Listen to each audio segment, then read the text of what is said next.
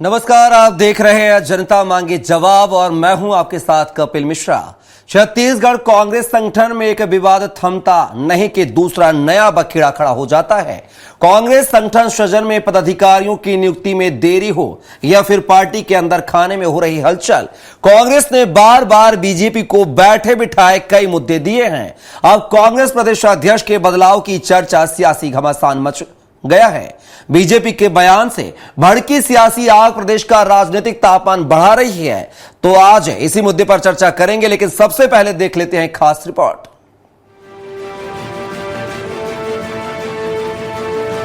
छत्तीसगढ़ में कांग्रेस प्रदेश अध्यक्ष बदले जाने की चर्चा एक बार फिर तूल पकड़ चुकी है। पूर्व उप मुख्यमंत्री टीएस सिंहदेव ने राहुल गांधी से मुलाकात की तस्वीर सोशल मीडिया पर पोस्ट की तो प्रदेश अध्यक्ष बदलाव की चर्चाओं को और हवा मिल गई। दिल्ली से लेकर छत्तीसगढ़ तक इस बात की चर्चा तेज है कि टीएस सिंहदेव को पार्टी जल्द ही प्रदेश अध्यक्ष का जिम्मा सौंप सकती है। खबर बीजेपी तक पहुंची तो उप मुख्यमंत्री अरुण साव ने कांग्रेस पर तंज कसा है। साव ने कहा कि कांग्रेस में किसी को भी कुछ भी बना दिया जाए, लेकिन कांग्रेस एक ही परिवार की पार्टी रहेगी। कांग्रेस की आपसी लड़ाई ने छत्तीसगढ़ का काफी नुकसान किया है, लेकिन छत्तीसगढ़ की जनता अब कांग्रेस के आपसी झगड़ों का मजा लेती है। कांग्रेस जिस दिशा में चली गई है, जिस हालात में पहुंच गई है, किसी को भी कुछ भी बना लें, ये पार्टी एक परिवार की ही पार्टी रहने वाली है। दूसरे किसी की न चलने वाली है, न दूसरे किसी को किसी का चलने दिया जाता है। उप मुख्यमंत्री अरुण साव के बयान से कांग्रेस के पूर्व अध्यक्ष तिलमिला उठे। उन्होंने पलटवार करते हुए कहा कि बीजेपी को अपनी और सरकार की चिंता करनी चाहिए। कांग्रेस के लोग कांग्रेस की चिंता के लिए पर्याप्त हैं। बीजेपी अपने भीतर झांके तो पता चले कि कितनी लड़ाई झगड़े बीजेपी के अंदर है। ये प्रदेश अध्यक्ष का चुनाव का एक समय होता है, कार्यकाल होता है, और लगभग कार्यकाल की पूरा होने पर निश्चित तौर पर पार्टी हाईकमान इस पर पुनर्विचार करेगी। यदि बदलने की स्थिति होगी तो बदलेंगे भी। छत्तीसगढ़ में कांग्रेस और विवादों का चोली दामन का साथ है। संगठन मजबूत करने के तमाम प्रयासों के बाद कई खबरें संगठन को कमजोर करने वाली निकल आती हैं। ऐसे में कांग्रेस को घेरने के मौके की तलाश में बैठी बीजेपी को फायदा मिल जाता है। संगठन के कमजोर होने या दिखने का सीधा असर चुनावी परिणामों पर पड़ता है। लिहाजा ये तय है कि छत्तीसगढ़ में संगठन को मजबूती देना आला कमान के लिए किसी बड़ी चुनौती से कम नहीं है। स्वराज एक्सप्रेस के लिए रायपुर से दिलीप साहू की रिपोर्ट। तो देखा आपने, कांग्रेस के नए कप्तान को लेकर जो है छत्तीसगढ़ में घमासान मचा हुआ और बैठे बिठाए बीजेपी भी जो है इस पूरे मुद्दे को लेकर भुनाने की कोशिश में है। इस पूरे विषय पर चर्चा करने के लिए हमारे साथ एक विशेष पैनल जुड़ा हुआ है। पहले परिचय करवा देता हूं। इस मुद्दे पर चर्चा के लिए हमारे साथ जुड़ गए हैं बीजेपी प्रवक्ता के.एस. चौहान जी, साथ ही अभय नारायण जी जो कि कांग्रेस प्रवक्ता है, साथ ही कौशल स्वर्णवीर जी हमारे साथ हैं, वरिष्ठ पत्रकार। तीनों मेहमानों का बहुत स्वागत है हमारी इस चर्चा में। और पहला सवाल जो है कांग्रेस के खेमे से ही कर लेते हैं। अभय नारायण राय जी हमारे साथ मौजूद हैं। अभय नारायण जी, जो तस्वीर सामने हम दिखा रहे हैं टीवी स्क्रीन पर, जो इस समय सियासी चर्चाओं का विषय बना हुआ है छत्तीसगढ़ में, इस तस्वीर के क्या माने और जो अंदर खाने से खबर सामने आ रही है, क्या नए प्रदेश अध्यक्ष की ताजपोशी के तौर पर जो है टीएस सिंहदेव साहब को देखा जा रहा है, तो इस तस्वीर के माने भी समझेंगे। साथ ही ये भी जानना चाहेंगे कि 2.5 साल का जो मुख्यमंत्री का कार्यकाल था आपकी 5 साल की सरकार में, वो तो पूरा नहीं हुआ। टीएस सिंहदेव साहब उप मुख्यमंत्री बनकर ही रह गए, वो भी अंतिम समय में बनाया गया खुश करने के लिए। तो क्या प्रदेश अध्यक्ष बनाकर उनको खुश करने की कवायद की जा रही है? कपिल जी, कयास मीडिया लगाते रहे, कयास भारतीय जनता पार्टी के नेता लगाते रहे।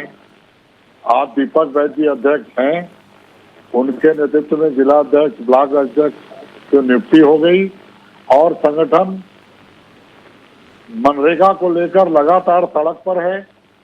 धान की खरीदी को लेकर जहां टोकन नहीं मिल रहे हैं, उसको लेकर समितियों के सामने किसानों के साथ संघर्ष कर रहे हैं। और जो मुद्दे प्रदेश सरकार की अराजकता के हैं, विशेषकर लॉ एंड ऑर्डर को लेकर, उसको लेकर लगातार हमारा संगठन सड़क पर है। और अध्यक्ष दीपक बैद जी हैं, काम कर रहे हैं। रही बात तस्वीर दिखाने की, कि राहुल जी और बाबा साहब की तस्वीर दिखाई आपने पर्दे पे, तो तमिलनाडु का उनको स्क्रीनिंग कमेटी का अध्यक्ष बनाया गया है। उसको लेकर उन्होंने मुलाकात की और राष्ट्रीय नेता हैं और प्रदेश के नेताओं से मिलते रहते हैं, राहुल जी से मुलाकात होती रहती है। लेकिन भारतीय जनता पार्टी के उप मुख्यमंत्री जिस तरह से टिप्पणी कर रहे हैं, तो वो हमारा सौभाग्य है कि हमारे पास ऐसा परिवार है जो इस देश का नेतृत्व भवन से करता आ रहा है। आपके पास परिवार नहीं है तो आपके साथ दिक्कत है, तो वो आपकी समस्या है। दूसरी बात, भारतीय जनता पार्टी 2 साल के काम बताए, धान को लेकर क्या व्यवस्था कर रही वो बताए, केंद्र सरकार से कोई नई योजना आने वाली है वो बताए, कोई नई घोषणा होने वाली है उसकी बात करे। लेकिन भारतीय जनता पार्टी को तो केवल और केवल कांग्रेस के नेताओं और कांग्रेस की चिंता है, क्योंकि सत्ता इनके हाथ से जाने वाली है। दिखाई दे रहा है कि 2 साल में आज सरकार का क्या हाल है, कितनी गुटबाजी है। आज तक एल्डर में नगर निगमों में नहीं बने, निगम मंडलों में नियुक्तियां पूरी नहीं हुई। एक मंत्री कार्यक्रम करता है, दूसरा मंत्री का नाम नहीं रहता तो तीसरा मंत्री उसको स्थगित करवा देता है। दिल्ली से फोन आते हैं, कार्यक्रम स्थगित। जम्बूरी में बृजमोहन जी कुछ बोलते हैं, गजेंद्र यादव जी कुछ बोलते हैं। इन बातों पर बयान आना चाहिए उप मुख्यमंत्री का और भारतीय जनता पार्टी के नेताओं का। धर्मेंद्र साहू जी ने अच्छी बात कही कि कांग्रेस की चिंता कांग्रेसी कर रहे हैं और कांग्रेस के साथ प्रदेश की जनता है। भारतीय जनता पार्टी को चिंता करने अभय नारायण सिंह जी, आप जब बीजेपी की चिंता करते हैं, आप कहते हैं कि पर्ची से मुख्यमंत्री बना है, तो थोड़ी बहुत आपकी भी चिंता कर लेते हैं। चलिए खैर, आप विपक्ष की भूमिका में हैं, आरोप लगाना आपका काम है, लेकिन तस्वीर के मायने आपने नहीं बताया। क्या इस तस्वीर को सिरे से ये कह दिया जाए कि अभय नारायण जी कह रहे हैं, खारिज कर रहे हैं कि जो तस्वीर वायरल हो रही है राहुल गांधी के साथ, उस तस्वीर का छत्तीसगढ़ की कांग्रेस से, छत्तीसगढ़ की सियासत से कोई लेना देना नहीं है, ये मान लिया जाए? कहेंगे आप अभय नारायण जी? देखिए, छत्तीसगढ़ के सर्वमान्य नेता हैं टीएस बाबा, सरगुजा महाराज जी हैं, हमारे पूर्व मुख्यमंत्री हैं और सबके सर्वमान्य नेता हैं। और वो तमिलनाडु के स्क्रीनिंग कमेटी के अध्यक्ष बनाए गए हैं। तो छत्तीसगढ़ के नेता अगर राहुल जी से मिल रहे हैं, हाँ। तो छत्तीसगढ़ की अभय नारायण जी, मैं वही तो पूछ रहा हूं कि तमिलनाडु के वो बना दिए गए हैं, जो अब विभाग उनको दिया गया है, प्रभाग दिया गया है, उस तस्वीर का छत्तीसगढ़ से कोई लेना देना नहीं है। मैं ये जानना चाह रहा हूं, हाँ ना मैं जवाब चाहता हूं आपसे। देखिए, छत्तीसगढ़ की बात तो होगी, संगठन की बात होगी, मतलब हाँ भी और ना भी अभय नारायण जी, ऐसा नहीं चलेगा। एक स्टैंड आपको रखना पड़ेगा। लेकिन दोनों के बीच में प्रसंग क्या था ये तो दोनों ही बताएंगे, राहुल जी बताएंगे या बाबा बताएंगे। हाँ। लेकिन निश्चित रूप से छत्तीसगढ़ के नेता जब राष्ट्रीय नेता से मिलेंगे तो इस सरकार के 2 साल के कार्यों की बात होगी, जंगल कटने की बात हुई होगी, धान की बात हुई होगी, अराजकता की बात हुई होगी, ईडी सीबीआई की कार्रवाई की बात हुई होगी। बात तो होगी, निश्चित रूप से बात होगी। मतलब ये मान लिया जाए कि आने वाले समय में तस्वीर बदल सकती है, जो बीजेपी आरोप लगा रही है वो सच्चाई में भी तब्दील हो सकती है। चौहान साहब, अभय नारायण साहब तो तस्वीर के मायने नहीं बता रहे हैं, वो कह रहे हैं तमिलनाडु के दायित्व दिया गया, उसको लेकर उनकी मुलाकात थी। हालांकि जैसा कि उप मुख्यमंत्री अनुसार साहब कह रहे हैं कि जो है कप्तान बदलने को लेकर जो है ये मुलाकात मानी जा रही है। अभय नारायण जी कह रहे हैं कि कांग्रेस की चिंता के लिए कांग्रेस के नेता हैं, आप काहे चिंता कर रहे हैं फिर? कपिल जी, मैं तो ये भूल ही गया था कि किस विषय में डिबेट है। अभय नारायण जी जिस विषय में डिबेट है उसको छोड़ के बाकी सब कुछ बोल डाले। ये जो 2 नेताओं की मुलाकात है उसमें उन्होंने ये भी पूछा होगा कि मेरे को 2.5 साल के बाद मुख्यमंत्री क्यों नहीं बनाया जाए। उसके बाद ये भी पूछा होगा, जितने भी आपने जिलाध्यक्ष बनाए हैं, 14 जिलाध्यक्ष भाजपा भूपेश सेना के हैं, 5 जिलाध्यक्ष आपने चरणदास महंत के लिए, 5 जिलाध्यक्ष आपने पीसीसी चीफ के लिए, लेकिन 2 जिलाध्यक्ष सिर्फ मेरे कमेटी कैसे दीजिए। भूपेश सरकार इन्होंने दोनों ने एक वार्ता और भी की होगी। तो जिस पहले भूपेश बघेल गए थे सरगुजा, तुम आप लोग उनका स्वागत करने के आपने वहां का राजीव भवन दूर क्यों रहा उनके भूपेश बघेल से, और आप आपके जिलाध्यक्ष वहां पर क्यों नहीं गए, आप खुद क्यों नहीं गए, मिले क्यों नहीं। तो ये भी बात हुई होगी। तो उन्होंने ये भी बोला होगा कि हम ये नहीं मानते हैं, उनको अब हम नेता नहीं मानते हैं, हम उनके सानिध्य में नहीं लड़ना चाहते हैं। तो इस वजह से उन्होंने एक अपना शागिर्द जो खड़ा किया है कि वो जिला प्रदेश अध्यक्ष की दौड़ में वो खड़ा है, उन्होंने किया। लेकिन कांग्रेस की हालत ये है कपिल जी कि ये 7 पार्षदों में, रायपुर के 7 पार्षदों में ये विपक्ष का नेता तय नहीं कर पाते हैं। ये 2.5 साल के पीसीसी अध्यक्ष हो गए दीपक भाई, 2.5 साल में ये कार्यकारिणी पूरी अभी गठित नहीं कर पाए।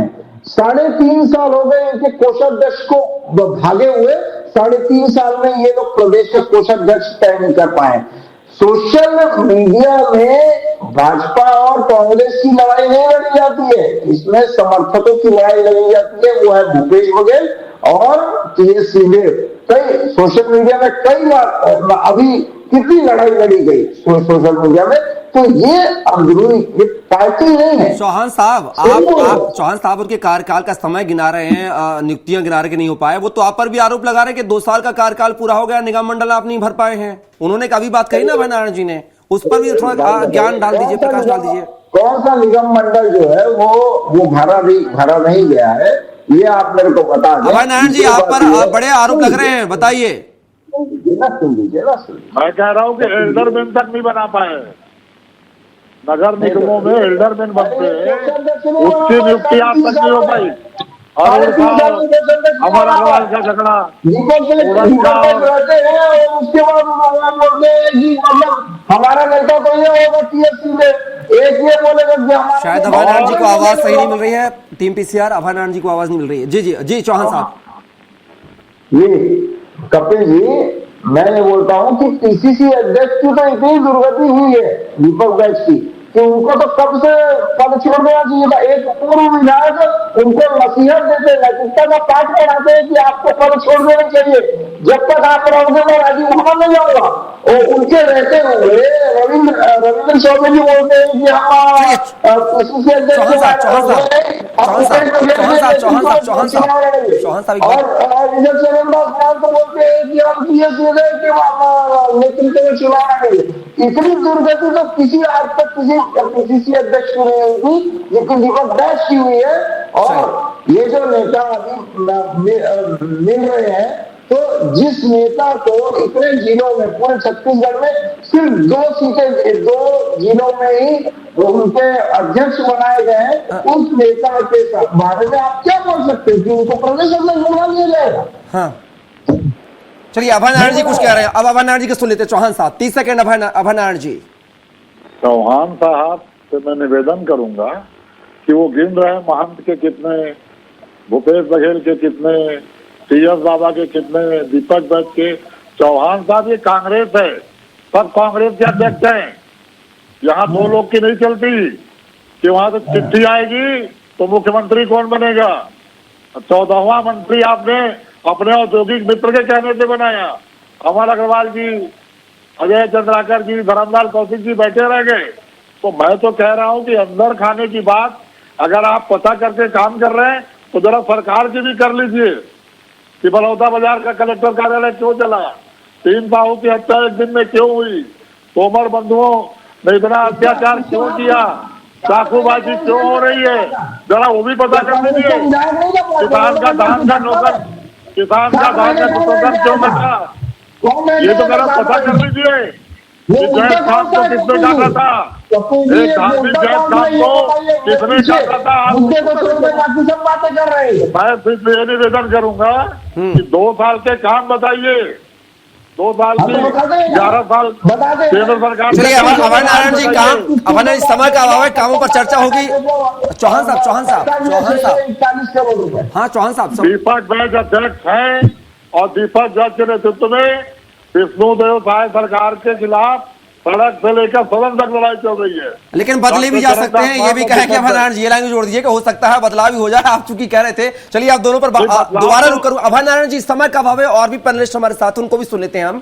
और कौशल जी, जिस तरीके से तस्वीर के सियासी मायने देखे जा रहे हैं टीएस बाबा और राहुल गांधी की तस्वीर को लेकर, हालांकि अभय नारायण जी दोनों तरह की बातें कर रहे हैं, बदलाव हो भी सकता है, नेता है छत्तीसगढ़ की बात होगी। साथ ही वो कह रहा है कि तमिलनाडु का प्रभाग दिया गया है, इससे वो मुलाकात हुई है उनकी। छत्तीसगढ़ में प्रदेश कप्तान को लेकर कोई बातचीत नहीं है। आखिर क्या इस तस्वीर के माने देखे जाए, कौशल जी?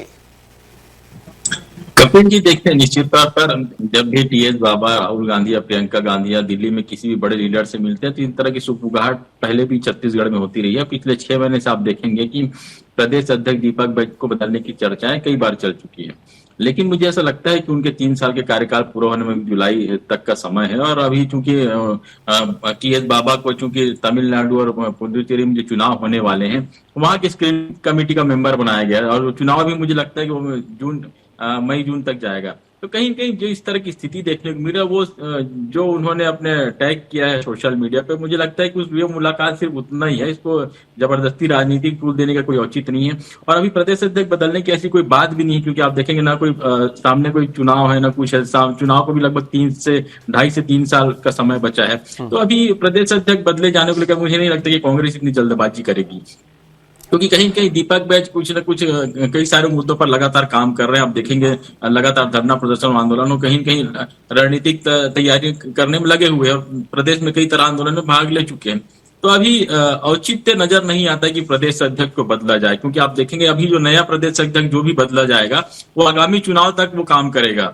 तो चूंकि 3 साल का कार्यकाल होता है प्रदेश अध्यक्ष, आप देखेंगे तो जुलाई में चूंकि दीपक बैज अपना 3 साल का कार्यकाल पूरा करेंगे, हो सकता है उसके बाद बदलने की संभावना, और जिस तरह से नाम चल रहे हैं कि टीएस बाबा का नाम है, उसके अलावा और जो 2-3 और नाम जो चल रहे हैं चर्चा में कि जो प्रदेश अध्यक्ष की कमान इनको भी दी जा सकती है, क्योंकि वर्तमान में यदि आप देखेंगे तो जो प्रदेश कांग्रेस का अध्यक्ष है वो आदिवासी समाज से आते हैं। तो कहीं कहीं ये बड़ा एक वो भी जाता है कि मैसेज जाता है कि यदि आप जातिगत समीकरण को देखेंगे तो अगला प्रदेश अध्यक्ष किसे बनाया जाए, क्योंकि आप देखेंगे जब भारतीय जनता पार्टी की सरकार जब विपक्ष थे और वहां पे जो विष्णु देसाई जब प्रदेश अध्यक्ष थे, जब उनको हटाया गया था तो कांग्रेस ने बड़ा मुद्दा बनाया था कि आदिवासी को प्रदेश अध्यक्ष पद से हटा दिया गया। तो कहीं कहीं एक बड़ा राजनीतिक मापदंड भी होते हैं कि यदि आप किसी आदिवासी नेता को किसी शीर्ष नेतृत्व से हटाते हैं और किसी ऐसे जो सवर्ण वर्ग से आते हैं, दूसरे वर्ग से आते हैं, उनको प्रतिनिधित्व देते हैं, तो बहुत सारे राजनीतिक समीकरण भी बैठाने होते हैं। तो अभी इतनी जल्दबाजी कांग्रेस बिल्कुल भी नहीं करेगी। मुझे ऐसा लगता है अभी 2-3-4 महीने का जो समय है वो समय पूरा लेगी, और मुझे लगता है और ये तय भी माना जा रहा है कि दीपक बैज अपना कार्यकाल पूरा करेंगे, उसके बाद ही उनको शायद बदला जा सकता है, कंटिन्यू करें जो भी वो पार्टी का अंदरूनी मामला होता है। लेकिन जब भी आप देखेंगे दिल्ली में इस तरह की बात टीएस सिंहदेव मिले तो इस तरह की चर्चाएं पहले भी होती रही हैं, और मुझे लगता है कि जब तक दीपक बैज का कार्यकाल खत्म या तो इस तरह की चर्चाएं चलती रहेगी। लेकिन अभी आप देखेंगे तो जिस तरह की कांग्रेस में स्थिति है, गुटबाजी निश्चित तौर पर है, बहुत सारे खेमे में बटी हुई है कांग्रेस को समझना होगा यदि वो मजबूत व्यक्ति की भूमिका में रहना चाहते हैं और पार्टी को छत्तीसगढ़ में वापसी करना चाहते हैं तो उनको एकजुट होना पड़ेगा। कि बहुत सारे आप देखेंगे खेमे, कई सारे धड़े हैं, जितने बड़े नेताओं के नाम उससे अलग अलग ग्रुप कांग्रेस में बटे हुए हैं। तो कांग्रेस को इस चीज को समझना होगा। आप सिर्फ किसी पद को दे देने से मुझे लगता है कि कांग्रेस में एकता नहीं आएगी जब तक आप आपसी सामंजस्य के साथ काम नहीं करेंगे। जो दूसरे बड़े नेता हैं सबको आपसी सामंजस्य के साथ काम करना पड़ेगा, तभी आप मजबूत पक्ष की भूमिका में नजर आते हैं। भारतीय जनता पार्टी को यही बार बार मुद्दा मिलता है कि जब कांग्रेस में खुद ही एकता नहीं तो भाजपा का मुकाबला कैसे करेगी, और यही सबसे बड़ी कमजोरी कांग्रेस की है। कांग्रेस को इस दिशा में समझना चाहिए, ना कि कौन अध्यक्ष बन रहा है, कौन पदाधिकारी बन रहा है, उस पर फोकस करना चाहिए। इस पर ज्यादा काम करना चाहिए कि हमारी यूनिटी कैसे। बिल्कुल अभयनारायण जी, सुना आपने, कौशल जी भी कह रहे हैं कि कांग्रेस जो है कई धड़ों में बटी हुई नजर आ रही है। ये आत्ममंथन का विषय है। हालांकि अभी आपने इसके पहले कहा था कि कांग्रेस की चिंता के लिए कांग्रेस के नेता हैं, बीजेपी को चिंता नहीं करनी चाहिए। कुछ मैं आंकड़े लेके आया हूं अभयनारायण जी, जो आपकी कांग्रेस वर्सेस कांग्रेस के ही है। ब्रजमोहन अग्रवाल की जब सीट खाली हुई थी, जब वो सांसद बने थे, उस पर उपचुनाव में जो है दीपक बैज साहब, भूपेश बघेल साहब ने दीपक बैज साहब को मंच से हाथ दिया, तो उन्होंने हाथ पकड़ने के अलावा मतलब वो एक टेबल का सहारा लेके वो मंच पर चढ़े। ये क्या था? नंबर दूसरी चीज, 13 दिसंबर 2023 का वाकया, भूपेश बघेल जब हार गए थे, कांग्रेस चुनाव हार गई थी, तब राजस्व मंत्री रहे जयसिंह अग्रवाल ने हार का ठीकरा भूपेश बघेल पर फोड़ा था। कहा था इनके वजह से ही हम चुनाव हारे हैं, क्योंकि इन्होंने मंत्रियों के सारे अधिकार छीन लिए थे। साथ ही पूर्व मंत्री अमरजीत भगत ने भी कहा था कि पार्टी के शीर्ष नेता अपना अपना देख रहे हैं, पार्टी की कोई नहीं दिख रहा है, अपना अपना दिख रहे हैं। ये उनके आरोप हैं। 2023 के हार के बाद प्रदेश कांग्रेस अध्यक्ष दीपक बैज पर भी कई आरोप लगे थे। भूपेश बघेल को लेकर शिकायतें भी हुई थी उन्होंने, हालांकि इसको फिर खंडन किया था कि आरोप लगाना गलत है। आपकी बात की जाए, कांग्रेस विधायक बृहस्पति सिंह ने टिकट के खरीद फरोख्त के भी आरोप लगाए थे। किस पे लगाए थे आप भी अच्छी तरीके से जानते हैं। अभी नगर निकाय चुनाव में बिलासपुर में क्या हुआ था, टिकटों को लेकर पैजाम हुई थी, तो ये भी क्या बीजेपी के नेता थे वहां पर? इसको क्या कहेंगे? इस पर भी थोड़ा सा आपकी राय जानना चाहूंगा अभयनारायण जी। कपिल जी, आपने जितनी घटनाएं गिनाई, कांग्रेस लोकतांत्रिक पार्टी है, बड़ी पार्टी है। अगर हार सरकार की हुई तो निश्चित रूप से बयान आते हैं। उन बयानों से समीक्षा होती है और बोलने की आजादी है। हमारे यहाँ ननकी राम कंवर को नजरबंद नहीं किया जाता। हमारे यहाँ बोलने की आजादी है, बोलते हैं, पार्टी में अपनी बात रखते हैं और मीडिया में भी बात जाती है। ननकी राम कंवर को नजरबंद करने का काम हमारे यहाँ नहीं होता। हमारे यहाँ रवि भगत को डीएमएफ की बात करने से पद से नहीं हटाया जाता। कांग्रेस में लोकतंत्र है, सब अपनी बात करते हैं। और मैं आपको बता दूं, आपके चैनल पे जिस विषय पर आप डिबेट कर रहे हैं, कप्तान दीपक बैज है और दीपक बैज लगातार पद यात्रा और मुद्दे उठाकर, चाहे मुख्यमंत्री के दामाद का मुर्गी का मामला हो, चाहे बलौदा बाजार में कलेक्टर और एसपी ऑफिस के जलने का मामला हो, चाहे बलरामपुर में सिपाही को अपराधी द्वारा मारने का मामला हो, चाहे तमनार में आंदोलन और अत्याचार की बात हो, में वनवासियों पे पेड़ काटने को लेकर, कप्तान के रूप में सफलतम कप्तान है। और उनको अभी जिला अध्यक्षों की टीम मिली है, 360 ब्लॉक अध्यक्षों की टीम मिली है। बिल्कुल, आप देखिएगा कसावट आएगी और हम वहां तक पहुंचेंगे। समय का अभाव है अभय नारायण जी, समय का और चर्चा और आपसे करता सीधा के चौहान साहब का रुख करूंगा। चौहान साहब, अगर भविष्य में जैसे जुलाई तक का समय बताया जा रहा है कि उनका कार्यकाल अभी शेष है दीपक बैज साहब का, अगर जुलाई के बाद नई ताजपोशी नए कप्तान का चयन होता, अगर टीएस सिंह बाबा आते हैं, तो क्या 2028 के विधानसभा चुनाव में बीजेपी की मुश्किलें बढ़ेंगी? क्या यह डर सता रहा है? सबसे पहली बात तो यह है कि भारतीय जनता पार्टी विपक्ष में कौन है, कौन क्या नेता है, उस पर राजनीति नहीं करती है। वो अपने कर्मों पे, अपने कामों पे, अपने विचारधारा पे राजनीति करती है और जो उन्होंने वादे की हैं उसके हिसाब से राजनीति करती है, छत्तीसगढ़ की जनता के हिसाब से राजनीति करती है। दूसरी बात यह है कि इनके यहाँ जो पद दिए जाते हैं वो 3 क्राइटेरिया है। एक है भ्रष्टाचार, एक है, दूसरा है अपराधी और तीसरा है अगर वो धर्म परिवर्तन करते हैं तो तब उसके हिसाब से इनको पद दिया जाएगा, उसी के हिसाब से इनका अभय जी का ऑडियो खोलिए। अभय जी कुछ कह रहे हैं, जिला अध्यक्ष भी बने हैं, तो सभी लोग जो बने हैं वो इनके हिसाब से, उसी हिसाब से भ्रष्टाचार की बात कर रहे हैं तो जितना बड़ा अपराधी, जितना बड़ा भ्रष्टाचारी, जितना बड़ा चलिए समय चौहान साहब, नारायण जी, समय का अभाव है, क्षमा चाहूंगा। आखिरी प्रतिक्रिया, 30 सेकंड की प्रतिक्रिया कौशल जी आपसे चाहूंगा। अगर सत्ता पर कप्तान बदले जाते हैं छत्तीसगढ़ में, दीपक बैज अपना कार्यकाल पूरा करके मान लीजिए और टीएस बाबा आते हैं, तो बीजेपी के लिए कितना चुनौती भरा यह सफर होगा 2028 के विधानसभा चुनाव? देखिए कपिल जी, प्रदेश अध्यक्ष कोई भी नेता बने, सबसे बड़ी चीज उसके लिए होगी कि जितने भी बड़े नेता अलग अलग धड़ों में बैठे हैं उसको पहले एक छत के नीचे लाना, क्योंकि कांग्रेस तभी मजबूत है जब वो एक साथ लड़ती है। क्योंकि आप देखेंगे ये बड़ी चुनौती है कांग्रेस के लिए, चाहे भूपेश बघेल हो, चाहे टीएस सिंहदेव हो, चाहे दीपक बैज हो, चाहे मोहन मरकाम हो, चाहे और चरणदास महतो, बहुत सारे नेता हैं जो अलग अलग धड़े में बैठे हैं। यदि प्रदेश अध्यक्ष टीएस बाबा बनते तो उनके लिए भी बड़ी चुनौती होगी कि जो हमारे जो बड़े नेता हैं, क्योंकि निश्चित तौर पर पूर्व मुख्यमंत्री है, नेता प्रतिपक्ष वर्तमान में है, उनको साथ कर चलना होगा। क्योंकि यदि आप सत्ताधारी दल के से चुनाव लड़ रहे हैं और आपको वापसी करनी है तो सभी बड़े नेताओं को एक साथ लेकर चलना होगा। ये सबसे बड़ी चुनौती होगी और भारतीय जनता पार्टी की स्ट्रेटेजी अलग रहती चुनाव लड़ने की। तो मुझे लगता है कि बहुत कठिन चुनौती कांग्रेस के जो भी नया प्रदेश अध्यक्ष बनेगा उसके लिए होगी। और सबसे बड़ी चुनौती तो अपने पार्टी के भीतर के जो कमजोरी है उसको दूर करने की होगी। बिल्कुल कौशल जी, कहीं ना कहीं देखना होगा कि कांग्रेस जो आप कह रहे हैं, जो जनता भी देख रही है, जो मीडिया भी देख रही है कि कांग्रेस में जो है छोटे छोटे गुट बने हुए हैं। हर एक नेता जो अपने आप को बड़ा साबित करने की कोशिश करता है, लेकिन ये सब भूलकर नए कप्तान की भली वो 6 महीने बाद ताजपोशी हो, उसके साथ कदम ताल मिलाते हुए कितना चलेंगे और 2028 के विधानसभा के लक्ष्य को लेकर कितना वो चलेंगे, कितना कामयाब होंगे, ये देखना दिलचस्प होगा। फिलहाल के लिए चर्चा में हिस्सा बनने के लिए कौशल जी आपका, अभय नारायण जी आपका, साथ ही चौहान साहब आपका बहुत बहुत शुक्रिया, धन्यवाद। तो छत्तीसगढ़ में एक तस्वीर जो टीएस बाबा और राहुल गांधी की वायरल हो रही है, उस तस्वीर के तरह तरह के मायने निकाले जा रहे हैं। जहां सत्ता पक्ष को कप्तान बदलाव, कांग्रेस के कप्तान बदलाव की तस्वीर बता रहा है, तो वही कांग्रेस कह रही है कि अभी दीपक बैज ही हमारे कप्तान रहेंगे, कोई बदलाव की सुगबुगाहट नहीं है। चुनावों के मद्देनजर जो है उनको प्रभाग दिया गया है, तमिलनाडु के चुनाव प्रभारी बनाया गया है, जिसकी तस्वीर वायरल हो रही है। हालांकि तस्वीर के मायने कुछ भी हो, लेकिन कांग्रेस को अपने आत्मचिंतन, अपने आत्ममंथन की जरूरत है, क्योंकि जिस तरीके की सार्वजनिक मंचों से तस्वीर सामने आती है, कहीं ना कहीं वो कांग्रेस में अंदर हो रही गुटबाजी की कलई जरूर खोलती है। फिलहाल के लिए इस चर्चा में बस इतना ही। आप बने रहिए स्वराज एक्सप्रेस के साथ। नमस्कार।